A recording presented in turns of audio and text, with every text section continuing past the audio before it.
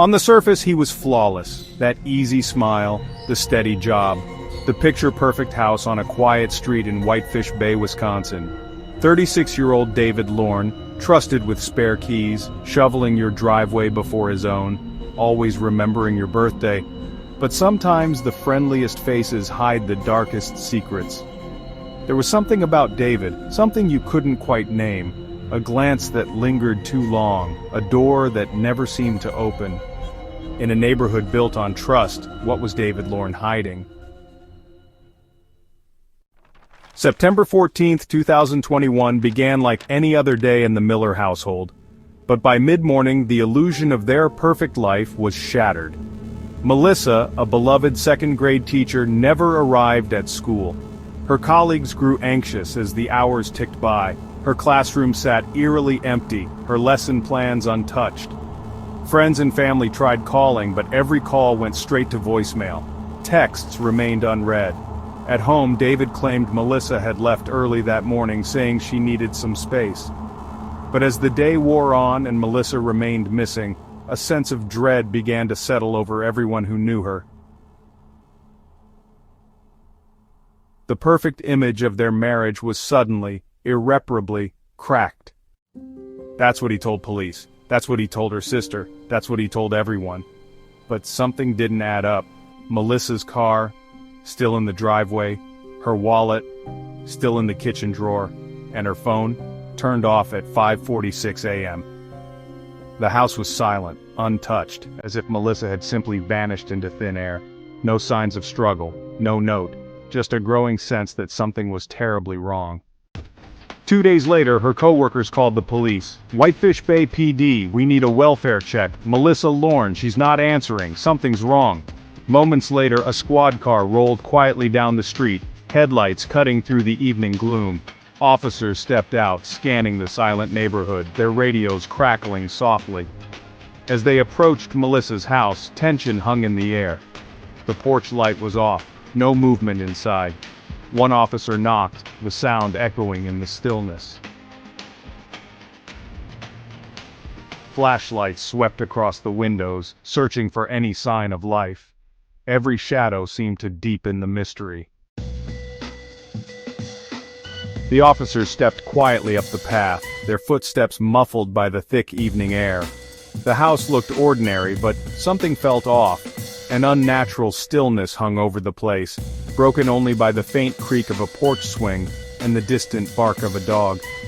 As they knocked, the door opened almost immediately. David stood there, his face unreadable, his voice steady, eerily steady. He didn't ask why they were there. He didn't seem surprised. "I told you. She left.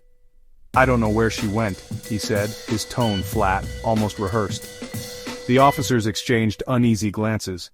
The calmness in David's eyes was unsettling. Too calm, as if he'd been expecting them all along. In the background, a clock ticked loudly, echoing through the silent house, amplifying the tension in the air. The officers paused at the basement door, its surface streaked with fresh paint and the sharp scent of chemicals lingering in the air. David stood in front of it, arms crossed, insisting the basement was off limits. He claimed it was under renovation, with exposed wires and loose floorboards making it too dangerous to enter. But as the detectives exchanged uneasy glances, a faint rhythmic thumping echoed from below, almost masked by the hum of the house. The air felt heavy, thick with the smell of sawdust and something else, something metallic. The officers shifted uncomfortably, their instincts prickling, but David's calm, unwavering smile left them with no choice. Reluctantly, they turned away, leaving the basement, and its secrets, untouched. For now. The next day, detectives returned with a warrant. They searched the house, top to bottom. At first, they found nothing, until Officer Taylor knocked on the wall behind the furnace. It sounded hollow. The basement was colder than usual that night, the air thick with anticipation as Detective Carr swept his flashlight across the concrete walls. Then, he paused. A faint outline, barely visible, traced the edge of a door that shouldn't have existed. No handle, no markings, just a slab of wood, blending into the shadows. The team exchanged uneasy glances as Carr pressed his palm against the surface. It creaked open, revealing a narrow passage swallowed by darkness. The smell inside was stale, heavy with secrets. This door wasn't on any blueprint. It was unfinished, rough to the touch and secured with a heavy bolt, locked from the outside. Narrator. Inside, the beam of Carr's flashlight swept over a stained mattress pressed against the far wall. A length of rope lay coiled beside it, frayed at the ends. In the corner, a video camera sat on a tripod, its lens pointed directly at the mattress. The silence was suffocating. Then something small caught the light. A single gold earring, half buried in the dust. Carr picked it up with gloved hands, holding it out as Melissa's sister stepped forward, her face pale. Her voice trembled as she whispered, "That's hers." The room seemed to close in around them, every detail a chilling clue to what had happened behind that hidden door. Melissa's body wasn't there, no blood, no struggle, just silence. Then came the footage, from the hidden camera's memory card. Footage of Melissa, handcuffed, speaking softly, "David, please. You said I could leave." The timestamp? Well, it was just 2 days before she vanished. David was arrested, charged with kidnapping, but, there was no murder charge because there was no body. In court, he pled not guilty. His lawyer claimed the room was part of a role play, that Melissa agreed to it, but the jury didn't buy it. David was sentenced to 25 years. Still, Melissa has never been found. Every few months, her sister gets a call from an unknown number. No voice, just breathing. Is Melissa still alive? Did David have help? Or is there something darker that police never uncovered? Witness statement. I saw Melissa that morning. She was at the corner store looking over her shoulder. She seemed scared. She told the cashier, "If you see David, tell him I'm not coming home." The cashier said Melissa left in a hurry, dropping her keys on the floor. Police transcript. Officer Taylor.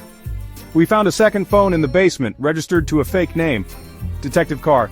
Check the call logs. There are dozens of calls to an unknown number all after Melissa disappeared. Officer Taylor. There's a message. It just says, "Don't trust him." Each new discovery pulled the investigation deeper. The phone wasn't just a clue. It was a sign that Melissa had been reaching out, desperately trying to warn someone. But who was she warning? And who was on the other end of those calls? The truth was getting closer, and the perfect husband story was falling apart, piece by piece. Unsettling evidence. Forensics found a hidden compartment in the garage, inside a blood-stained scarf, a burner phone and a note, "I'm sorry." But the DNA on the scarf didn't match Melissa or David. The case remains open. The last scene, a shadowy figure watching the Lorne house from across the street. The mystery endures. As the investigation unfolded, nothing was as it seemed. The perfect husband's facade crumbled when secrets surfaced. Hidden rooms, mysterious notes, and evidence that pointed everywhere and nowhere at once. Each discovery raised more questions.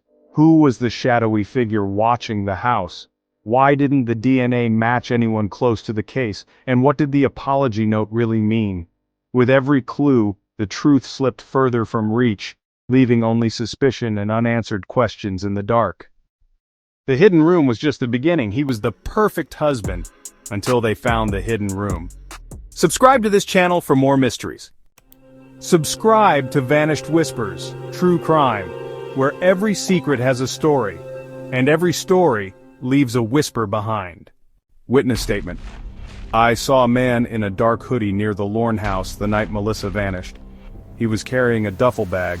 He looked nervous, kept glancing at his phone. I told the police, but they never found him. Sometimes I wonder if he's still out there, watching. Police transcript. Detective Carr. We recovered deleted messages from Melissa's phone. One read, "If anything happens to me, it's David." Officer Taylor, there's a fingerprint on the basement lock. It doesn't match anyone in the family. The investigation just got more complicated. Unsettling evidence. Forensics found a torn photograph in the backyard fire pit. Only half of Melissa's face remained. The other half was burned away. On the back, someone had written, "You can't hide forever." The case grows colder, but the secrets refuse to stay buried. A week after the photograph was discovered, detectives received an anonymous letter. Inside were photocopies of what appeared to be diary entries, Melissa's handwriting, desperate and jagged. She wrote about late-night arguments, mysterious phone calls, and a shadow she felt was always watching her. The police interviewed Melissa's neighbor again. This time, her story changed. "I heard footsteps outside my window that night," she whispered in the transcript, voice trembling. "But when I looked, there was no one there. Just the garden lights flickering." In another statement, a co-worker recalled Melissa mentioning she was afraid of what he might do if he ever found out. But when pressed on who he was, the co-worker simply shook her head and said she never said, only that she was scared. Detectives pieced together these fragments, half a face in a photograph, a diary full of fear, footsteps in the dark. The evidence was more disturbing than ever, but the truth still lurked in the shadows, just out of reach. As the investigation deepened, so did the sense that someone was always one step ahead, watching, waiting, and hiding in plain sight. A new name surfaced, someone the detectives had overlooked. Melissa's former roommate, Claire. She hadn't been in contact for years, but after seeing the case on the news, she called the tip line with a trembling voice. In a recorded interview, Claire revealed a secret she'd kept buried. "Melissa was terrified of that room," she confessed, her words barely above a whisper. "She told me she heard noises at night, like someone moving behind the walls." Claire described the night she visited the house, the night before Melissa disappeared. She was packing a bag, frantic. She said she'd found something in the hidden room, a box with old photos and a locked journal. She wanted to show me, but he came home early. Melissa shoved everything back and begged me to leave. She said, "If anything happens to me, it's because of what I found." Detectives leaned in, hearts pounding. "Did you ever see the box?" they asked. Claire shook her head, tears streaming down her face. "No, but I heard him that night. I heard him shouting. I wish I'd stayed." Her confession sent chills through the station. A box in the hidden room, a locked journal, and a warning whispered too late. The case had just taken a shocking new turn, and the truth about the hidden room was darker than anyone imagined. Inside the gray confines of the interrogation room, the air was electric with anticipation. The soft hum of a recorder underscored every word as detectives faced the prime suspect across the cold metal table. The transcript from that night would become the investigation's most crucial document. Detective, voice firm, measured. "We need you to walk us through the events of that evening. Start from the moment you arrived home." Suspect, voice low, evasive.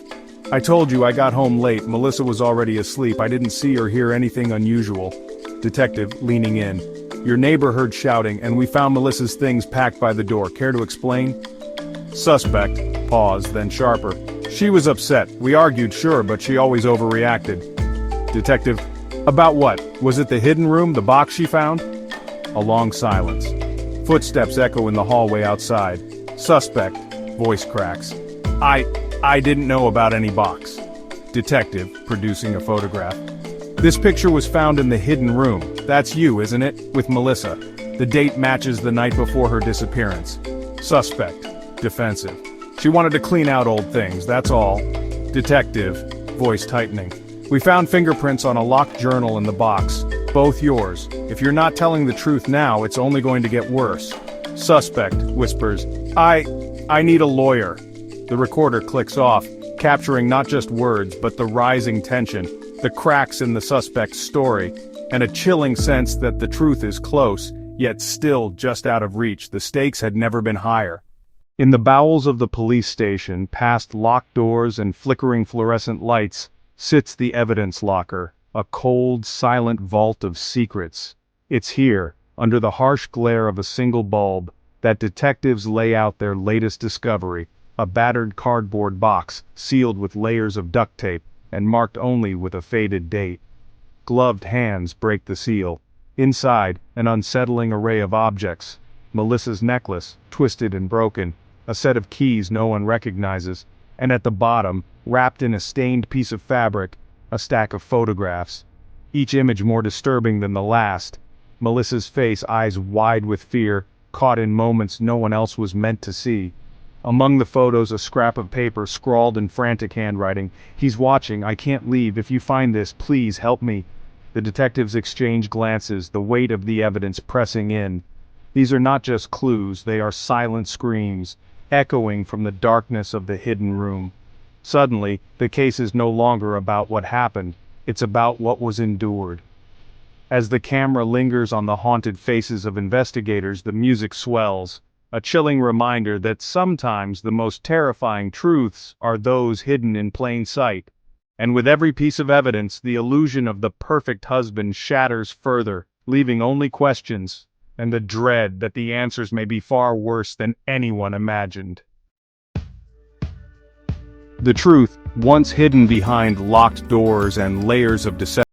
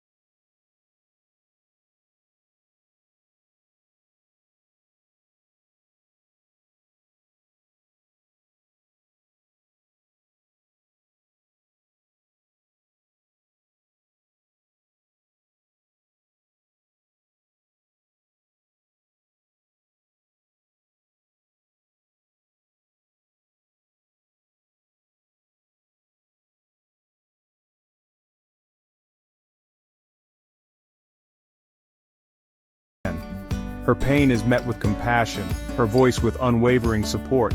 The hidden room is torn down, its walls demolished, a powerful symbol that secrets and suffering will no longer be hidden in silence. The investigators, forever changed by Melissa's ordeal, vow to listen more closely, to never dismiss the quiet whispers of those in need. As the camera drifts from the now empty house, sunlight pours through the windows for the first time in years. A home once filled with secrets now open to healing. Melissa, no longer defined by her trauma, steps into the sunlight, her journey from victim to survivor complete. She is free, her spirit unbroken. Her story, once a silent scream, now shines as a beacon of hope for others, proof that healing is possible, and that no one is truly alone.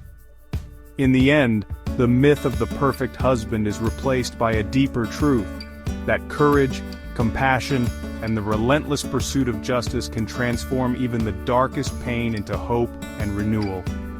Thank you for joining us on this journey. May Melissa's story inspire us all to listen, to believe, and to bring light to the shadows, wherever they may fall.